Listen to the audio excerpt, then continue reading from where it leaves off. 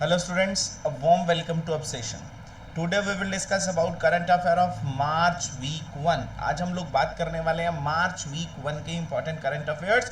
अच्छे तरीके से देखिएगा, समझिएगा और उसके साथ साथ जो भी एडिशनल आप लोगों को बताया जाए सारी इन्फॉर्मेशन को अच्छे तरीके से आप लोगों को ग्रैब करना है और प्रीवियस वाली जो भी आप लोगों को पढ़ाए गए करंट अफेयर है उसे भी साथ साथ रिवाइज करते चलिएगा. चलिए स्टार्ट करते हैं सेशन को आज के अपने पहले इंपॉर्टेंट न्यूज़ के साथ. और आज का हमारा पहला न्यूज़ क्या आता है, देखो. इंडिया एंड मलेशिया, इंडिया और मलेशिया की जो नेवीज हैं, जैसे हमारे देश की नेवी है और मलेशिया की जो नेवी है, इन दोनों के बीच में एक एक्सरसाइज हुई. आप सभी को पता है एक्सरसाइज क्या होती है. जब दोनों देशों की सेनाएं आती हैं, चाहे वो नेवी हो, चाहे वो एयरफोर्स हो, चाहे वो हमारी किसी भी टाइप से एयरफोर्स, नेवी या आर्मी हो, तीनों के साथ एक्सरसाइज हो सकती है एक देश की दूसरे देश के साथ. ओके, तो ये एक्सरसाइज कौन सी है? Navy exercise. इंडिया की कौन से देश के साथ? मलेशिया के साथ. उस एक्सरसाइज का नाम क्या है? जहां पर ये दोनों देश आपस में आए उस प्लेस का नाम क्या है? और इन्होंने अपना शक्ति प्रदर्शन किया, अपनी पावर को शो किया और दोनों ने अपने अपने जो पावर्स हैं एक दूसरे के साथ साझा किए. ये कहा कि हमें आपकी जरूरत होगी तो हम आपके साथ खड़े होंगे, आपको हमारी होगी तो सिंपल सी बात है, आप हमारे साथ, हम तुम्हारे साथ खड़े रहेंगे एक दूसरे का हेल्प करने के लिए. तो इसीलिए अपने फ्रेंडली कंट्रीज जो होते हैं उसके साथ एक्सरसाइज होती है. ये मैंने पहले भी बताया हुआ है. इंडिया और मलेशिया के एक्सरसाइज का नाम क्या है? एक्सरसाइज समुद्र. एक्सरसाइज समुद्र लक्ष्मणा. एक्सरसाइज समुद्र लक्ष्मणा, याद रखिएगा. समुद्र लक्ष्मणा नाम की एक्सरसाइज इंडिया की कौन से देश के साथ होती है? आपका आंसर क्या होगा? मलेशिया. मलेशिया के साथ कौन सी एक्सरसाइज होती है? समुद्र लक्ष्मणा. समुद्र लक्ष्मणा कहां पर हुई? ये कहां पर हुई? विशाखापट्टनम में. विशाखापट्टनम में ये एक्सरसाइज हुई. फरवरी से लेकर मार्च तक ये एक्सरसाइज चली, जिसमें इंडिया की ओर से इंडियन नेवल शिप किल्तान और मलेशिया की ओर से रॉयल मलेशियन शिप केडी लकीर इन्होंने पार्टिसिपेट किया है. तो हमारी ओर से इंडिया की कौन सी नेवल शिप गई थी? किल्तान. वहां से मलेशिया की कौन सी आई थी? केडी लकीर. इन दोनों ने पार्टिसिपेट किया और ये पार्टिसिपेट करा कहां पर? विशाखापट्टनम में. कौन सी एक्सरसाइज में? एक्सरसाइज समुद्र लक्ष्मणा. ये एक्सरसाइज इंडिया की कौन से देश के साथ होती है? आपका आंसर क्या रहेगा? सर ये होती है इंडिया की मलेशिया के साथ. सर इंडिया और मलेशिया की एक ही होती है? नहीं, और भी होती है. ये बहुत ही इंपॉर्टेंट थी. हरी माऊ शक्ति. कौन सी शक्ति है? हरी माऊ शक्ति. ये भी इंडिया की कौन से देश के साथ होती है? मलेशिया के साथ होती है. तो याद रखो, हरी माऊ शक्ति एक्सरसाइज इंडिया की कौन से देश के साथ होती है? तो हरी माऊ शक्ति एक्सरसाइज भी इंडिया की मलेशिया के साथ ही होती है. ठीक हो गई बात. तो इंडिया और मलेशिया की कौन कौन सी एक्सरसाइज हुई? एक तो हुई सर हरी माऊ शक्ति, दूसरी हुई समुद्र लक्ष्मणा. समुद्र लक्ष्मणा दोनों exercise conduct between India and Malaysia. ठीक है, पता चल गया. इंडिया और मलेशिया के बीच हरी माऊ, मलेशिया माऊ, मलेशिया माऊ, हरी माऊ शक्ति. और दूसरी कौन सी है? समुद्र लक्ष्मणा. आपको सिर्फ और सिर्फ नाम याद रखने हैं. अब ये देखो, हरी माऊ शक्ति है, ये पुरानी 2023 में हुई थी अक्टूबर में. तो इसका सिर्फ नाम याद रख लो ना. हरी माऊ शक्ति सिर्फ मलेशिया के साथ होती है. इसके बारे में ज़्यादा याद रख लो कि इंडिया और मलेशिया की विशाखापट्टनम में समुद्र लक्ष्मणा एक्सरसाइज हुई, जिसका कौन सा एडिशन था? यहाँ पर साफ साफ आप लोगों को दिख रहा है, थर्ड एडिशन जिसका था. ये कहाँ पर हुई? विशाखापट्टनम में, जिसमें इंडिया की ओर से किल्तान और मलेशिया की ओर से लकीर ने पार्टिसिपेट किया. बस ठीक है, दो दो तीन तीन चार चार बार तो मैं ही आप लोगों को बोल बोल कर बता देता हूं. आगे बात करते हैं हमारे अगले पॉइंट की. और अगला न्यूज आता है हमारा इंडिया. इंडिया की फर्स्ट, इंडिया की पहली इंडिजीनियसली बिल्ड, इंडिजीनियसली पता ना, इंडिया में बनी हुई hydrogen fuel cell ferry boat. Hydrogen से चलने वाली, हाइड्रोजन फ्यूल सेल से चलने वाली पहली बोट, वो भी इंडिया की पहली. आपको मैंने पहले भी बताया, इंडिया का पहला हो तो इम्पोर्टेंट बन ही जाता है. इंडिया की पहली, इंडिया में he developed hydrogen fuel cell से चलने वाली फेरी बोट. फेरी बोट जिसका उद्घाटन नरेंद्र मोदी जी ने किया है, जिसको बनाया कोची शिपयार्ड लिमिटेड ने, जिसको बनाया है अभी हाल ही में। ये अपनी सर्विसेज वाराणसी उत्तर प्रदेश में दे रही है। 18 करोड़ की कॉस्ट से इस शिप को बनाया गया है। तो आप लोग ये शिप देख सकते हैं वाराणसी उत्तर प्रदेश में। ये शिप आप लोगों को देखने को मिलेगी। ये इंडिया की पहली indigenously build hydrogen fuel cell ferry boat है।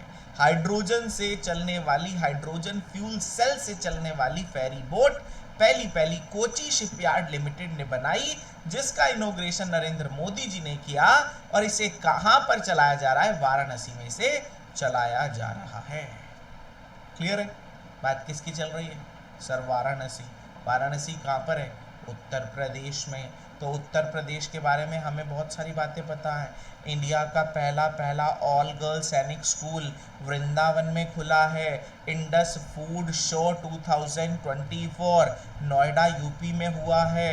उसके साथ बोइंग नाम की अमेरिका की एरोस्पेस कंपनी अपना डिस्ट्रीब्यूशन सेंटर उत्तर प्रदेश के खुर्जा में लगा रही है। उसके साथ साथ इंडिया का पहला गंगा तिरिकाओ के लिए कंजर्वेशन सेंटर, गंगा तिरिकाओ के लिए कंजर्वेशन सेंटर वाराणसी उत्तर प्रदेश में बन रहा है। उसके साथ साथ अभी योगी आदित्यनाथ जी ने मुख्यमंत्री युवा उद्यमी विकास अभियान की शुरुआत की है, जिसके अंदर 5-5 लाख रुपए तक का इंटरेस्ट फ्री लोन दिया जाएगा नया बिजनेस स्टार्ट करने के लिए। नया बिजनेस स्टार्ट करने के लिए ये लोन दिया जाएगा मुख्यमंत्री युवा उद्यमी विकास अभियान के अंदर। तो यूपी के बारे में एक तो ये पता चला, युवा स्कीम हो गई। उसके साथ साथ हमारा यूपी के बारे में 5-6 पॉइंट है। दोबारा देखो, इंडिया की पहली हाइड्रोजन फ्यूल सेल से चलने वाली बोट यूपी के वाराणसी में चलाई गई है, जिसका इनॉग्रेशन नरेंद्र मोदी जी ने किया, जिसको कोची शिपयार्ड लिमिटेड ने 18 करोड़ की कॉस्ट से बनाया। ओके, सेकंड पॉइंट, यूपी के अंदर वृंदावन में इंडिया का पहला ऑल गर्ल सैनिक स्कूल, जहां पर सारी गर्ल्स ही पढ़ेंगी, ऑल गर्ल सैनिक स्कूल बनाया जा रहा है। इंडस फूड नाम का जो शो है वो नोएडा यूपी में हुआ। अमेरिका की बोइंग नाम की जो एरोस्पेस कंपनी है वो अपना डिस्ट्रीब्यूशन सेंटर यूपी के खुर्जा में लगा रही है। गंगा तिरी जो एक काऊ की ब्रीड है, जो गंगा के किनारे रहती है वो गाय, उसकी ब्रीड है। गंगा तिरी काऊ की ब्रीड को कंजर्व करने के लिए एक कंजर्वेशन सेंटर यूपी के वाराणसी में लगाया जा रहा है, जो इंडिया का पहला कंजर्वेशन सेंटर होगा गंगा तिरी काऊ के लिए। साथ साथ अभी हाल ही में योगी आदित्यनाथ जी ने मुख्यमंत्री युवा उद्यमी विकास योजना की शुरुआत की, जिसमें 5-5 लाख रुपए तक का लोन लोगों को दिया जाएगा बिना किसी इंटरेस्ट के अपना बिजनेस स्टार्ट करने के लिए। क्लियर है? यूपी के बारे में इतनी सारी बातें क्लियर हो गई। दोबारा 2 बार तो दिखा लिया, और ये पहले भी आपको पढ़ाया है, तो अच्छे से यूपी को एक बार देख लीजिएगा, 2-3 बार अपनी नज़रों के सामने से निकाल लीजिएगा, कुछ भी रह ना जाए। ठीक है, चलो अब चलते हैं कुछ स्पेस सेक्टर की ओर। स्पेस सेक्टर की ओर चलते हुए मेरा पहला न्यूज़ आता है, prime minister Modi ji plan कर रहे हैं। क्या प्लान कर रहे हैं? इंडिया का प्लान है कि वो एस्टेब्लिश करेंगे अपना खुद का स्पेस स्टेशन। मोदी जी ने अभी हाल ही में डीआरडीओ का एक कॉन्फ्रेंस हुआ था, वहाँ पर एक बात की थी, और ये उन्होंने अनाउंसमेंट किया था कि इंडिया अपना स्पेस स्टेशन एस्टेब्लिश कर लेगा 2035 तक, मतलब आने वाले 10-11 सालों में। अभी नरेंद्र मोदी जी ने अनाउंस किया कि आने वाले 10-11 सालों में इंडिया का प्लान है कि वो एस्टेब्लिश कर लेगा अपना खुद का स्पेस स्टेशन एस्टेब्लिश कर लेगा 2035 तक, जिसका नाम होगा भारतीय अंतरिक्ष स्टेशन। क्या नाम होगा जिसका? भारतीय अंतरिक्ष स्टेशन उसका नाम होगा, जो इंडिया का पहला स्पेस स्टेशन एस्टेब्लिश होगा। 2035 तक इंडिया इस काम को कर लेगा। और इंडिया का जो इसरो है, इसरो पहला इंडियन भेजेगा मून पर 2040 तक इसके थ्रू। तो पता चल चुका है, इसके थ्रू 2040 तक इंडिया जो है वो भेजेगा पहला इंडियन। उसके साथ इंडिया जो है अपना खुद का स्पेस स्टेशन बना रहा है, 2035 तक बनकर तैयार हो जाएगा। और वो जो हमारा स्पेस स्टेशन बन रहा है उसका नाम क्या होगा? उसका नाम होगा भारतीय अंतरिक्ष स्टेशन। भारतीय अंतरिक्ष स्टेशन, क्लियर है? क्या नाम है? भारतीय अंतरिक्ष स्टेशन। क्लियर? अब बात क्या चल रही थी? स्पेस सेक्टर की। तो स्पेस सेक्टर को और आगे बढ़ाते हुए इंडिया का जो पहला ह्यूमन स्पेस फ्लाइट प्रोग्राम है जिसका नाम गगनयान है, यहाँ पर कौन से 4 एस्ट्रोनॉट जाएंगे उनके नाम सिलेक्ट हो चुके हैं, मोदी जी ने अनाउंसमेंट कर दी है। जो इंडिया का गगनयान मिशन है, गगनयान मिशन जो अभी इस साल के लास्ट तक लॉन्च हो जाएगा, गगनयान मिशन के लिए कितने लोग? 4 लोग जाने वाले हैं। 4 लोगों के नाम क्या हैं? प्रशांत नायर, अजीत कृष्णन, अंगद प्रताप और शुभांशु शुक्ला। तो ये प्रशांत, अजीत, अंगद, शुभांशु, प्रशांत, अजीत, अंगद, शुभांशु। तो याद रखिएगा, प्रशांत, अजीत, अंगद और शुभांशु, ये अभी 4 लोगों के नाम सिलेक्ट हुए हैं। क्लियर हो गई बात? तो ये पता चल चुका है आप लोगों को, इंडिया के पहले human space flight program Gaganyaan में जाने वाले इन 4 लोगों के नाम क्या है? प्रशांत, अजीत, अंगद और शुभांशु। ठीक है, चलिएगा, ये भी पता चल गया। उसके साथ साथ इसरो ने लॉन्च किया अभी हाल ही में PROBA 3 mission of European space agency. European space agency का मिशन इंडिया के थ्रू लॉन्च हुआ, क्योंकि इंडिया के पास लॉन्चिंग व्हीकल है, जैसे PSLV है, GSLV है, पोलर सैटेलाइट लॉन्च व्हीकल है ना, जियो सैटेलाइट लॉन्च व्हीकल। तो इंडिया के पास अपने PSLV GSLV है। तो PSLV XL के थ्रू अभी यूरोपियन स्पेस एजेंसी का प्रोबा मिशन। अब आप बोलोगे सर ये यूरोपियन स्पेस एजेंसी क्या है? हमने सुनी है इंडिया की इसरो है, जापान की जाक्सा है, रशिया की रोसकॉस्मोस है, ये आपने पढ़ा रखा है सारा। उसके साथ USA की नासा है, चाइना की CNSA है, ये तो हमने सुनी है मेन इंपॉर्टेंट। तो ये कौन सी आ गई? European space agency. अरे यूरोपियन यूनियन के अंदर जो मेंबर कंट्री है ना, बेसिकली मैक्सिमम सारे के सारे 22 इसके अंदर मेंबर देश आते हैं इस यूरोपियन स्पेस एजेंसी में। ये यूरोपियन स्पेस एजेंसी के अंदर 22 देशों की मिलकर एक स्पेस एजेंसी बनी हुई है जिसका नाम यूरोपियन स्पेस एजेंसी है, जिसका हेडक्वार्टर पेरिस फ्रांस में है। कहाँ पर है? पेरिस फ्रांस में इस यूरोपियन स्पेस एजेंसी का हेडक्वार्टर है। इस यूरोपियन स्पेस एजेंसी का अभी हाल ही में प्रोबा मिशन जो है वो इंडिया लॉन्च कर रहा है अपने लॉन्च व्हीकल PSLV XL के थ्रू। ठीक है, ये भी पता चल गया। और उसके साथ ये भी पता चल गया यूरोपियन स्पेस एजेंसी, और उसके साथ तुम्हें ये तो पता ही है इसरो का सेकंड स्पेस स्पोर्ट कहां पर बन रहा है। लास्ट क्लास में पढ़ाया था कुलाशेखरापट्टनम में। कुलाशेखरापट्टनम के अंदर तमिलनाडु में इसरो का सेकंड स्पेस पोर्ट बनाया जा रहा है। और इसरो के चेयरमैन का नाम तो सभी को पता है, एस सोमानाथ इसरो के चेयरमैन हैं। क्लियर है? दोबारा सुनो इसरो के बारे में, स्पेस के बारे में। ये लो, स्पेस के बारे में पहला पॉइंट क्या आता है? पहला पॉइंट आया कि इंडिया का प्लान है कि वो अपना खुद का स्पेस स्टेशन बना लेंगे। कब तक इंडिया का स्पेस स्टेशन बन जाएगा? 2035 तक। और स्पेस स्टेशन का नाम क्या होगा? भारतीय अंतरिक्ष स्टेशन। ठीक है, इसके थ्रू 2040 तक हम लोग पहला इंडियन भेजेंगे। ओके, उसके साथ दूसरा न्यूज़ क्या है? जो हमारा गगनयान मिशन जा रहा है, गगनयान मिशन के थ्रू 4 लोगों के नाम अभी हाल ही में मोदी जी ने अनाउंस किए हैं जो गगनयान मिशन के थ्रू जाएंगे। प्रशांत, अजीत, अंगद और शुभांशु। ठीक है, उसके साथ यूरोपियन स्पेस एजेंसी ने एक रॉकेट बनाया प्रोबा 3, जिसको लॉन्च करेगा कौन? हमारे इंडिया का PSLV XL के थ्रू इसे लॉन्च किया जाएगा। ठीक है, इसे लॉन्च किया जाएगा प्रोबा 3 को। प्रोबा 3 कौन से देश का है? वो यूरोपियन स्पेस एजेंसी का है। यूरोपियन स्पेस एजेंसी जिसमें 22 देश आते हैं, पेरिस फ्रांस में जिसका हेडक्वार्टर है। ठीक है, इसरो का सेकंड स्पेस स्पॉट कहां पर बनाया जा रहा है? इसरो का सेकंड स्पेस स्पॉट बनाया जा रहा है कुलाशेखरापट्टनम में, पहला तो सभी को पता है श्रीहरिकोटा आंध्र प्रदेश में है। पहला सभी को पता है श्रीहरिकोटा आंध्र प्रदेश में है। तो इसरो का सेकंड स्पेस स्पॉट बनाया जा रहा है कुलाशेखरापट्टिनम तमिलनाडु में। और इसरो के चेयरमैन कौन है सभी को पता है, एस सोमानाथ। एस सोमानाथ इसरो के चेयरमैन हैं। क्लियर? ये जितने भी स्पेस से रिलेटेड आप लोगों को न्यूज़ बताए बहुत ही ध्यान से आप लोगों के समझने के लिए थे। ठीक है, चलो अगले न्यूज़ पर चलते हैं। और हमारा अगला न्यूज़ क्या आता है देखिएगा। अगला न्यूज़ आता है बिहार से रिलेटेड। बिहार के चीफ मिनिस्टर नीतीश कुमार जी ने इनॉग्रेट किया इंडिया का पहला, फिर आ गया इंडिया का पहला, तो इंपॉर्टेंट, वेरी इंपॉर्टेंट बन जाता है। इंडिया का पहला नेशनल डॉल्फिन रिसर्च सेंटर कहां पर बनाया जा रहा है? आपका आंसर होगा पटना, बिहार में। पटना यूनिवर्सिटी कैंपस के अंदर बन रहा है इंडिया का पहला national dolphin research centre.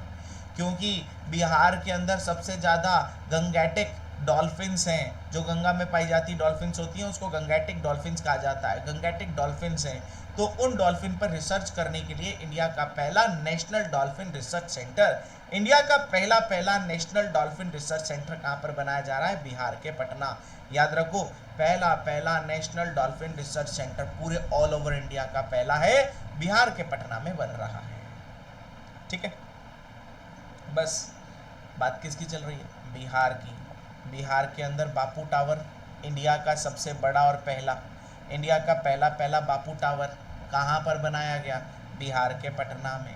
Nitish नाम का एक डिवाइस बनाया जो एक पेंडेंट की फॉर्म में काम करेगा, जो आने वाले टाइम में लाइटनिंग की, फ्लड की, हीट वेव्स की, कोल्ड वेव की पहले ही इंफॉर्मेशन दे देगा with the help of a beep, with the help of a announcement और with the help of a light. ये छोटा सा लॉकेट सा होगा, इसको गले में डालकर रखेंगे बिहार के लोग जिनको मौसम की इंफॉर्मेशन चाहिए। ठीक है, नोवल नाम का ये अभी हाल ही में एक पेंडेंट बनाया है, नीतीश नाम का ये पेंडेंट बनाया। नीतीश की फुल फॉर्म है novel initiative technological intervention for safety and human lives. ये बनाया किसने है? आईआईटी पटना ने इसे बनाया है, नीतीश नाम के इस डिवाइस को। ठीक है, तो बिहार के बारे में ये 3 न्यूज़ हो गए। कौन कौन से? बिहार के पटना में इंडिया का पहला national dolphin research centre open हो रहा है। उसके साथ बापू टावर बिहार के पटना में बना है, इंडिया का पहला सबसे बड़ा बापू टावर। उसके साथ नीतीश नाम का डिवाइस अभी हाल ही में एक पेंडेंट की फॉर्म में बनाया है, जो हमारे शरीर की हीट से चार्ज होगा और उसी के थ्रू हमारे को इंफॉर्मेशन प्रदान करेगा, इंफॉर्मेशन प्रोवाइड करेगा। नीतीश नाम के इस डिवाइस की फुल फॉर्म है novel initiative technological intervention for safety of human lives. ठीक है, बिहार भी क्लियर हो गया। बिहार में ये वाला पॉइंट भी पुराना था, ये वाला पॉइंट भी पुराना था, एक ही नया था, इंडिया का पहला नेशनल डॉल्फिन रिसर्च सेंटर बस। ठीक है, एक नया 2 पुराने हो गए। चलिएगा अगले न्यूज़ पर चलते हैं। कुछ इंपॉर्टेंट नहीं है, सिर्फ नाम याद रखना है। तवी जम्मू कश्मीर में मनाया जाने वाला एक फेस्टिवल है। कौन सा फेस्टिवल है? तवी फेस्टिवल। कहाँ पर मनाया जाता है? आपका आंसर जम्मू एंड कश्मीर में। जम्मू एंड कश्मीर में तवी फेस्टिवल मनाया जाता है, जिसमें बहुत सारे seminars, workshop, folk dance, music, street theatre, classical, ये सारा कुछ वहाँ पर होता है। तो तवी फेस्टिवल क्वेश्चन आ जाए, कहाँ पर मनाया जाता है? तवी फेस्टिवल जम्मू कश्मीर में। अरे नाम से याद हो, जम्मू तवी सुना होगा सभी ने, जम्मू तवी सुना है ना, जम्मू तवी। तो तवी फेस्टिवल वहीं से याद रख लो, जम्मू कश्मीर में होता है। चलिए अगले न्यूज़ पर चलते हैं, जो आज का सबसे इम्पॉर्टेंट न्यूज़ है। यहाँ पर मैं लिख भी देता हूँ, वेरी वेरी वेरी इम्पॉर्टेंट। ठीक है, चलो। इंडिया की पहली वैदिक, इंडिया की नहीं, वर्ल्ड की, अब इंडिया की पहली तो हमारे लिए इम्पोर्टेंट है ही, वर्ल्ड की तो और ज़्यादा इम्पोर्टेंट हो जाती है। वर्ल्ड की पहली वैदिक क्लॉक, जो पंचांग के अनुसार काम करेगी। देखो, माघ मास, फाल्गुन का महीना 2080 दिख रहा होगा, ये वैदिक क्लॉक जो हमारा पंचांग वाला कैलेंडर है उसके अकॉर्डिंग काम करेगी।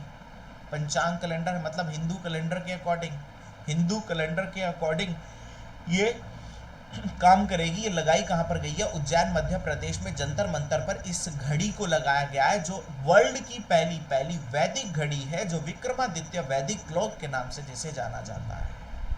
विक्रमादित्य संवत होती है ना सारी, तो विक्रमादित्य संवत के अकॉर्डिंग ये काम करेगी।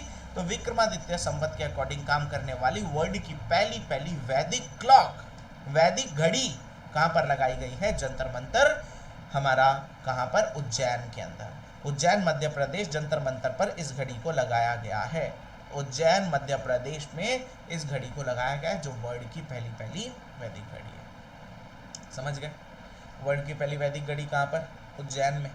उज्जैन में जंतर मंतर पर मध्य प्रदेश में इसे लगाया गया है, जिसे बनाया है कौन सी कंपनी ने? लखनऊ की एक कंपनी है जिसका नाम है आरोहन नाम की कंपनी है लखनऊ की। ठीक है, लखनऊ की कंपनी ने इसे बनाया है आरोहन। क्लियर? चलिएगा, तो ये भी आप लोगों को क्लियर हो गया। बात चल रही थी मध्य प्रदेश की, तो मध्य प्रदेश के अंदर अभी हाल ही में प्रसादम नाम का एक first healthy hygienic food street का इनॉग्रेशन किया है हमारे देश के family and welfare minister Mansukh Mandaviya ने। उनके साथ वहां पर मध्य प्रदेश के सीएम भी थे मोहन यादव जी, उनके साथ मिलकर अभी हाल ही में मनसुख मंडाविया ने अभी पहली पूरे ऑल ओवर इंडिया की पहली healthy and hygienic food street का उद्घाटन किया है, जिसका नाम है प्रसादम। उस गली का नाम क्या है? उस स्ट्रीट का नाम क्या है? प्रसादम। वहाँ पर ये प्रसादम का उद्घाटन इसलिए किया है ताकि लोगों को ढंग से वहाँ का लोकल फूड जो है वो बाहर से आने वाले लोगों को भी एक अच्छा फूड प्रोवाइड हो सके, उसके लिए ये प्रसादम नाम की फूड स्ट्रीट का उद्घाटन अभी हाल ही में मनसुख मंडाविया जी ने किया है। कहाँ पर? मध्य प्रदेश के उज्जैन में। ठीक है, उज्जैन महाकाल की नगरी में। और मध्य प्रदेश के बारे में ये तो तुम्हें पता है, मध्य प्रदेश में जो कुनो नेशनल पार्क है वहाँ पर 3 चीते के बच्चों ने जन्म लिया है। 3 चीता ने जन्म लिया है। नरेंद्र मोदी जी ने नाम रखा आशा का चीता, रखा था ना, आशा द चीता। तो आशा द चीता इनका नाम रखा था। अभी हाल ही में 3 चीतों ने जन्म लिया था मध्य प्रदेश के अंदर। ठीक है, मध्य प्रदेश में कहाँ? कुनो नेशनल पार्क में। ठीक है, मध्य प्रदेश के बारे में ये 3 न्यूज़ हो गए, 1 2 3। पहला, मध्य प्रदेश के उज्जैन में वर्ल्ड की पहली वैदिक घड़ी लगाई गई जंतर मंतर पर। ठीक है, जिसे बनाया किसने? लखनऊ की एक कंपनी जिसका नाम आरोहन है, उसने बनाया। उसके साथ मध्य प्रदेश के अंदर प्रसादम नाम की एक फूड स्ट्रीट का उद्घाटन किया, जो इंडिया की पहली ऐसी healthy and hygiene food street है। उसका उद्घाटन अभी हाल ही में हमारे देश के हेल्थ फैमिली वेलफेयर मिनिस्टर ने किया है, जिनका नाम मनसुख मंडाविया है। और तीसरा, मध्य प्रदेश के अंदर जो कुनो नेशनल पार्क है वहां पर 3 चीते के बच्चों ने जन्म लिया है, जिसका नामकरण नरेंद्र मोदी जी ने किया था आशा द चीता। क्लियर है? सारे पॉइंट इसमें से एक ये वाला पूरा पॉइंट पुराना था, आई थिंक जनवरी के फर्स्ट वीक में ये पढ़ाया था आप लोगों को, और 2 नए थे, तो पुराने पॉइंट भी पता चल गए, नए पॉइंट भी क्लियर हो गए। ओके, चलिएगा नेक्स्ट न्यूज़ की ओर चलते हैं। और हमारा नेक्स्ट न्यूज़ क्या आता है? इंडिया का पहला ग्रीन हाइड्रोजन प्लांट। इंडिया का पहला ग्रीन हाइड्रोजन प्लांट इन stainless steel sector. Stainless steel sector में इंडिया का पहला green hydrogen plant. Stainless steel के सेक्टर में इंडिया का पहला ग्रीन हाइड्रोजन प्लांट कहां पर लगाया गया? Hisar, steel city of Haryana. Hisar के अंदर, हरियाणा के हिसार में लगा इंडिया का पहला। अब इंडिया का पहला है तो पता ही होना चाहिए, इंडिया का पहला ग्रीन हाइड्रोजन प्लांट। इंडिया का पहला green hydrogen plant in the stainless steel sector. Stainless steel sector में पहला ग्रीन हाइड्रोजन प्लांट जो लगाया गया वो हिसार हरियाणा में लगा है। सभी को पता है हिसार जो है जिंदल स्टील्स के कारण बहुत ही फेमस शहर है हरियाणा का, तो वहीं पर ही हरियाणा में लगा हिसार में जिंदल स्टील्स का हरियाणा इंडिया का पहला हाइड्रोजन प्लांट इन stainless steel sector. Stainless steel sector में पहला हाइड्रोजन प्लांट। क्लियर है? चल गया पता। अब बात किसकी चल रही है? हरियाणा की। तो हरियाणा को तो भूले नहीं हो गए सर। हरियाणा में इंडिया इंटरनेशनल साइंस फेस्टिवल हुआ फरीदाबाद में। सवेरा प्रोग्राम ब्रेस्ट कैंसर को प्रिवेंट करने के लिए उस समय के सीएम साहब मनोहर लाल खट्टर जी ने उद्घाटन किया। सूरजकुंड इंटरनेशनल क्राफ्ट मेला हरियाणा के फरीदाबाद में। वन मित्रा स्कीम, जिसमें लोगों को वन मित्रा बनाया जाएगा, जिसमें उनको पौधे उगाने के लिए अपॉइंट किया जाएगा और उनके पैसे भी देगी सरकार, लेकिन कुछ सर्टेन कंडीशन है। उनकी पारिवारिक आय 1,80,000 से नीचे होनी चाहिए। उम्र 18 से 60 साल के बीच होनी चाहिए, है ना। तो वन मित्रा स्कीम वो भी हरियाणा की है। तो हरियाणा के बारे में क्या क्या पता चला? 1 2 3 4 5 कौन कौन सी? इंडिया का पहला green hydrogen plant in the stainless steel sector कहाँ पर लगा? हिसार हरियाणा में।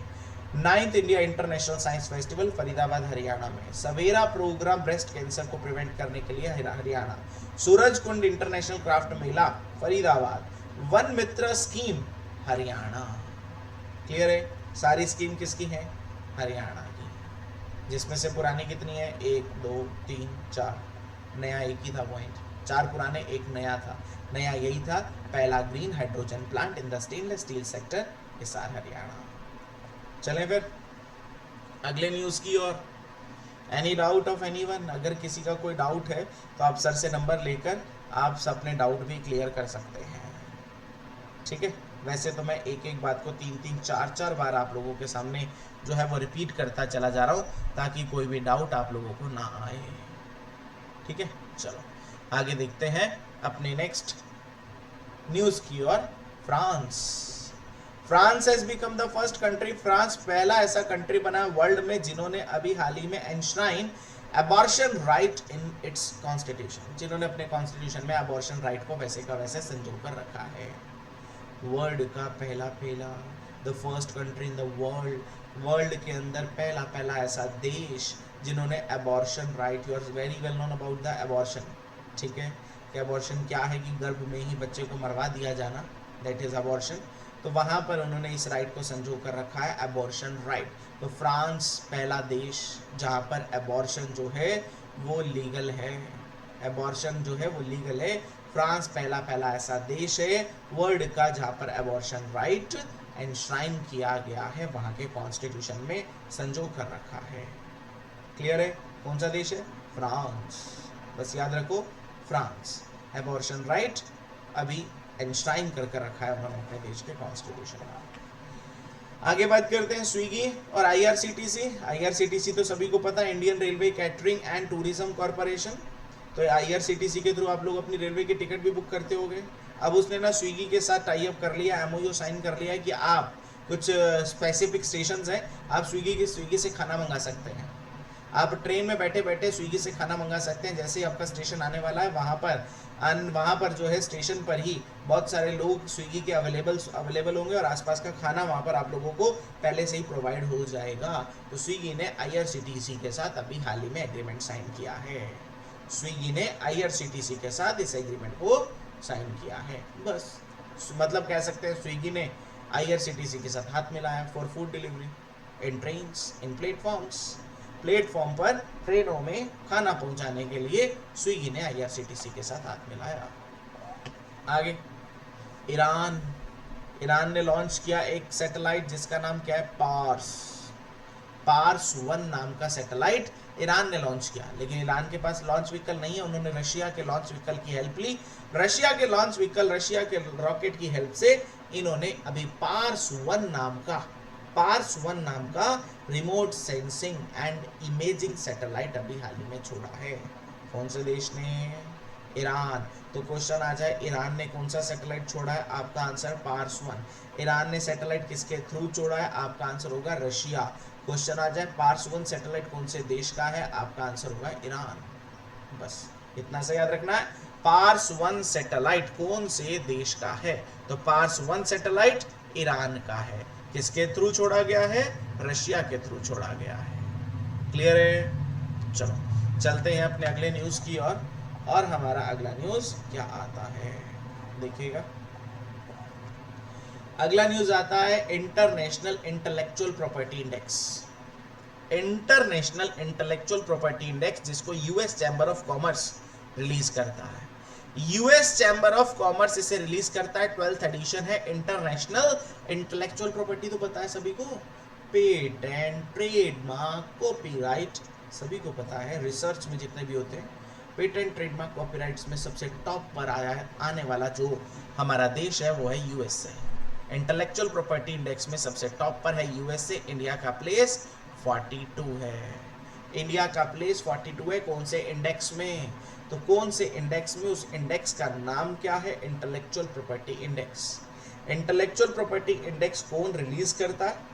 US chamber of commerce. US chamber of commerce इसे रिलीज करता है। कौन से इंडेक्स को? पता चल गया, intellectual property index. International intellectual property index US से रिलीज करता है, टॉप यूएस से ही आया है। इंडिया का प्लेस 42 है। ओके, ये इंडेक्स भी पता चल गया। उसके बाद पहले इंडियन जिनको अभी हाल ही में नाइटहुड फ्रॉम द यूके के किंग चार्ल्स III से नाइटहुड की उपाधि मिली, Sunil Bharti Mittal. Sunil Bharti Mittal become the first Indian citizen. Sunil Bharti Mittal पहले इंडियन सिटीजन बने हैं जिन्हें यूके के किंग चार्ल्स III से, यूके के किंग चार्ल्स III से नाइटहुड की उपाधि मिली है। नाइटहुड की उपाधि मिली है। इनका जो कंट्रीब्यूशन है बिजनेस, इंडिया और यूके के बीच, इंडिया और यूके के बीच इनके कंट्रीब्यूशन को देखते हुए इंडिया और यूके के व्यापार के संबंधों को, बिजनेस रिलेशनशिप को इन्होंने बढ़ाया है, जिस रीजन की वजह से किंग चार्ल्स III जो यूके के प्रिंस हैं, उनके द्वारा इन्हें नाइटहुड की उपाधि दी गई है। नाइटहुड का ऑनररी रैंक दिया गया है किसे? सुनील भारती मित्तल को। याद रखिएगा, सुनील भारती मित्तल को यूके से नाइटहुड की उपाधि मिली। सुनील भारती मित्तल को यूके से नाइटहुड की उपाधि मिली। किसे? सुनील भारती मित्तल।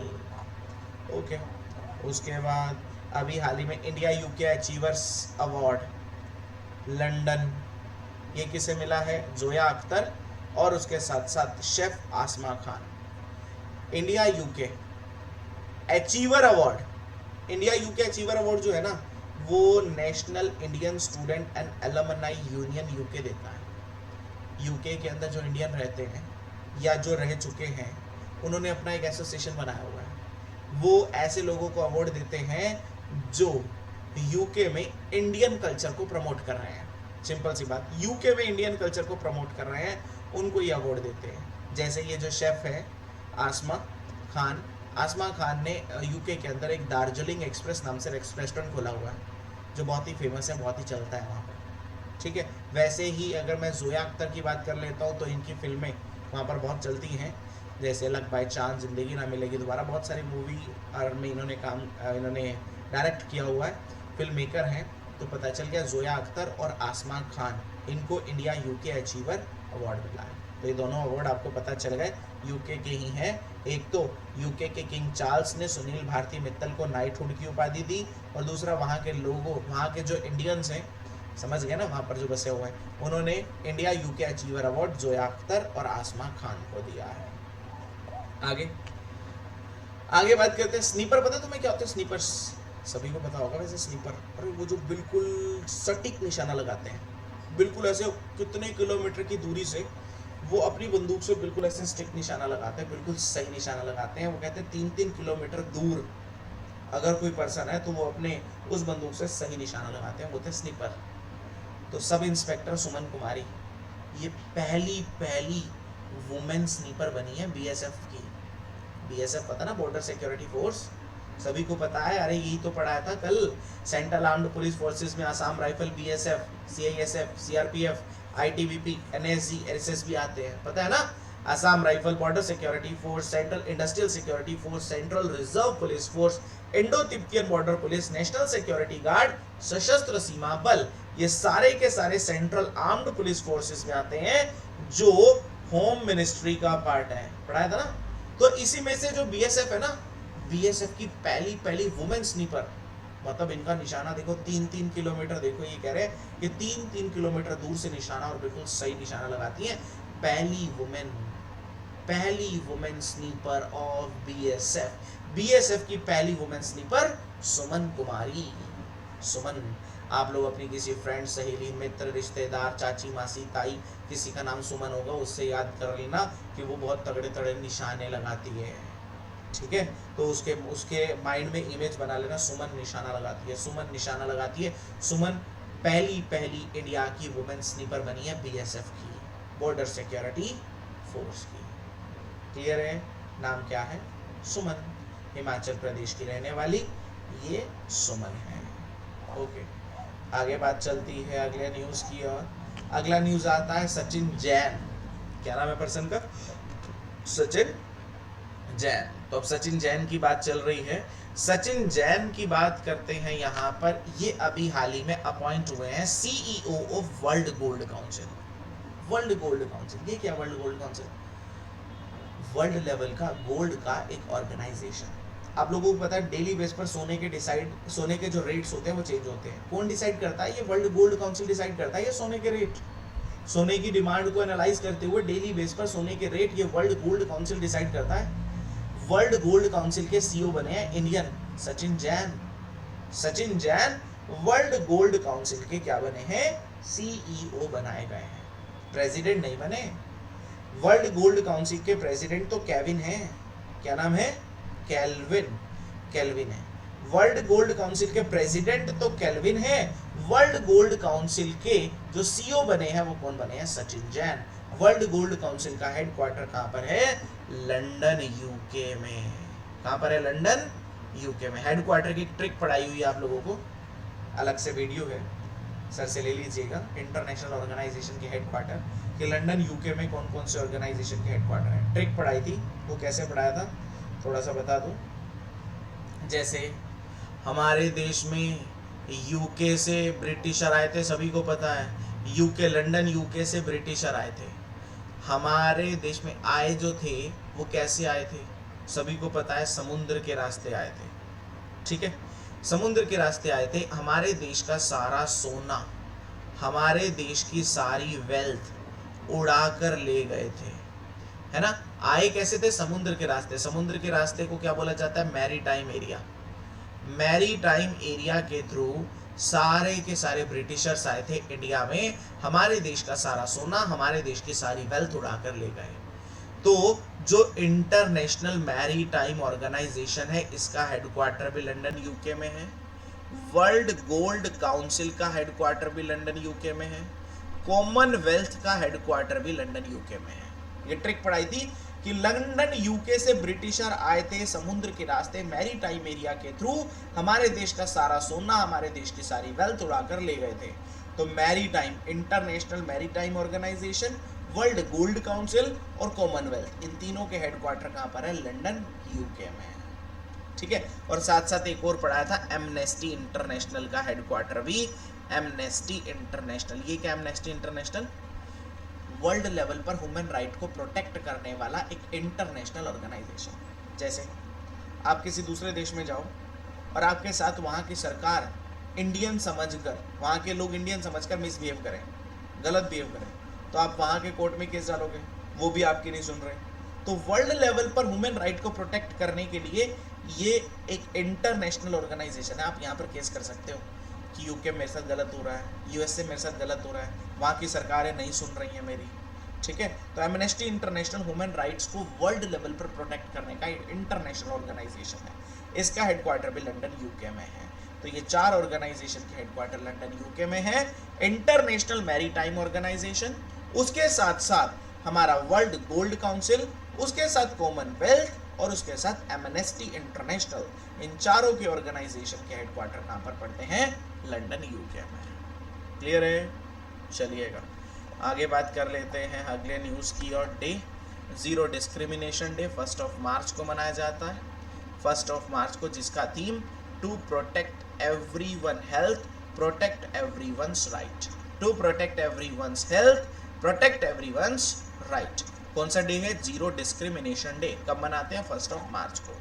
ऐसे ही world wildlife day, world wildlife day 3 मार्च को मनाते हैं, जिसका theme connecting people and planet, exploring digital innovation in wild life conservation. World wildlife day 3 March, connecting people and planet and zero discrimination day 1 मार्च, जो to protect everyone health, ये इसका theme था। ठीक है, ये इंपॉर्टेंट डेज थे जो मैंने इस वीक के आपको बता दिए। ये था हमारा मार्च का वीक 1। ठीक है, अगली क्लास में मिलते हैं मार्च के वीक 2 के साथ। आज के लिए इतना ही। Thank you to all of you, thank you so much. Thanks to अच्छे तरीके से सारी चीज़ें आप लोगों ने पढ़ी, देखी, और आप लोगों को PDF मिल जाएगी, उसको भी एक बार रिवाइज ज़रूर कर लीजिएगा। Okay, thanks to all, thank you so much.